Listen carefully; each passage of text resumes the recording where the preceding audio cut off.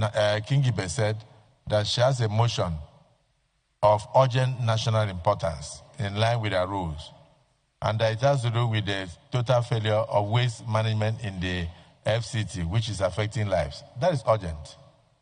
But in our motion here, we are seeing something about non-mobilization of contractors. We are seeing something about it has nothing to do with waste management. We have seen something about allocation and reallocation of land. We have seen something about demolition.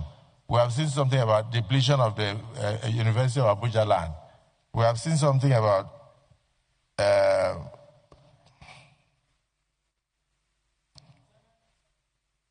allowances. So I want you, as a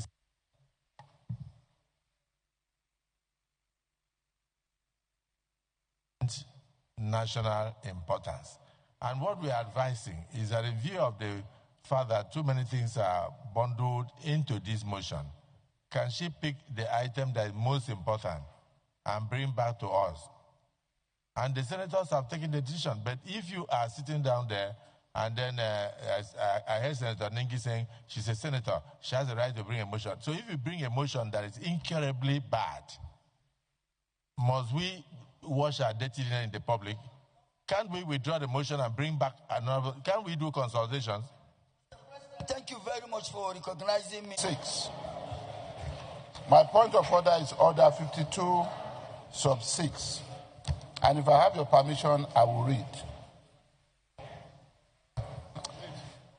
It shall be out of order to attempt to reconsider any specific question upon which the Senate has come to a conclusion during the current session, except upon a substantive motion for decision. 2 quick issues, sir. Number 1, and I said it with all due respect to Mr. President as our presiding officer and the chief interpreter of this rule, the only question that could be put on this matter was whether or not this Senate consider the issues raised by Distinguished Senator Ireti Kingibe as urgent enough to be taken today. That is the only question that can be put. Number 2, when a motion is brought and it is discovered that there has not been compliance or substantial compliance with our rules, the only thing to do is, to kill that motion and move on. We have a lot on our order paper, and there's no point to be going back and forth. We don't even need to advise Distinguished Senator Ireti Kingibe to bring back a motion. It is our right, as observed by Senator Ningi, to bring a motion.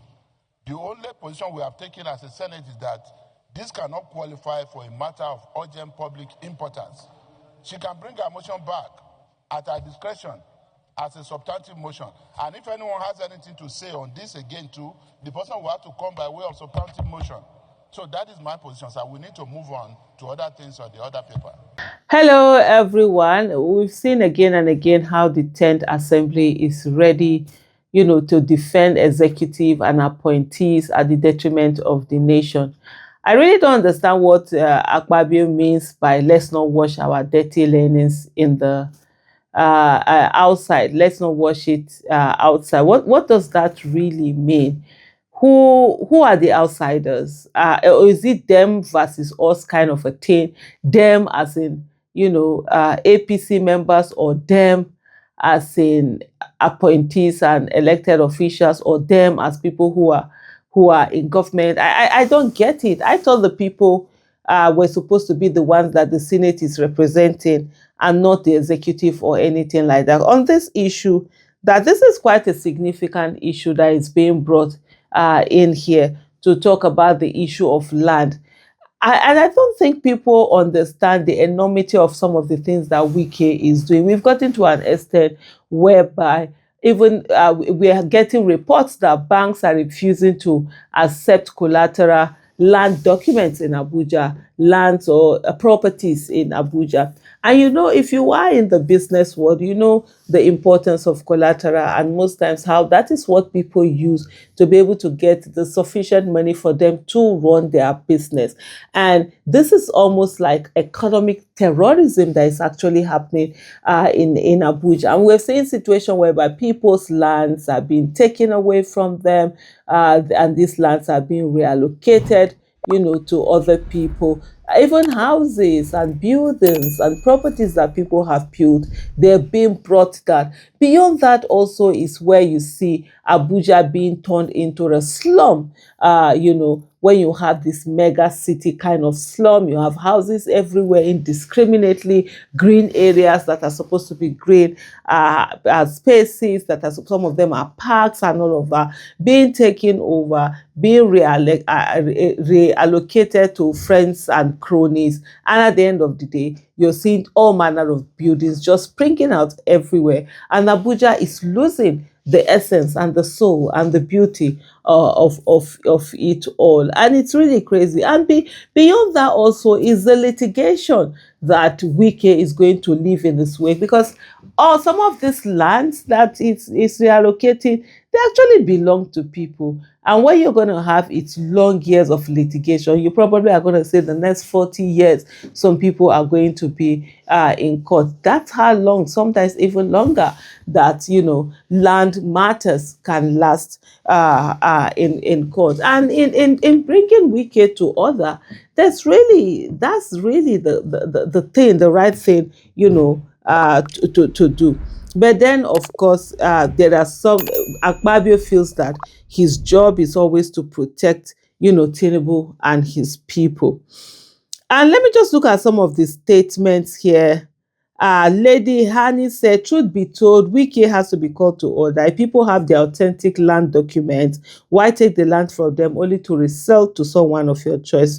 People, villages were snatched from them too without compensation. It is uncalled for. When you have lawmakers who do romancing with the executive administration, then the country is hanging on a thin rope, and that's so apt. And that's the problem we have today. Instead of the lawmakers to be holding the executive accountable, putting their feet by the fire and searing them so that they will feel the pain and actually work for the people, the executive is turning out to be the mouthpiece of the people, and the mouthpiece of the executive and defending the executive. I would say a few days ago, a week or about 2 weeks ago, I was in a panel discussion with some, lawmakers, and then there was a member of the lawmaker who was not on the panel, but had an opportunity, of course, to ask a question or give a comment or statement. And he went on by beginning to tell Nigerians that we should not only be holding the president accountable, there are state governors. And by the time the mic came to me, I had to tell him he has no right to tell us who to hold accountable or not hold accountable. The thing for him is to go and do the job that he was voted for to do, which is to hold the executive accountable and not be a mouthpiece of the executive. Unfortunately, many of them do not understand this, and that's why we are where we are. But hey, let's continue to see whether this is something that is going to evolve into something else or it's going to die here. Thank you so much for watching. Bye.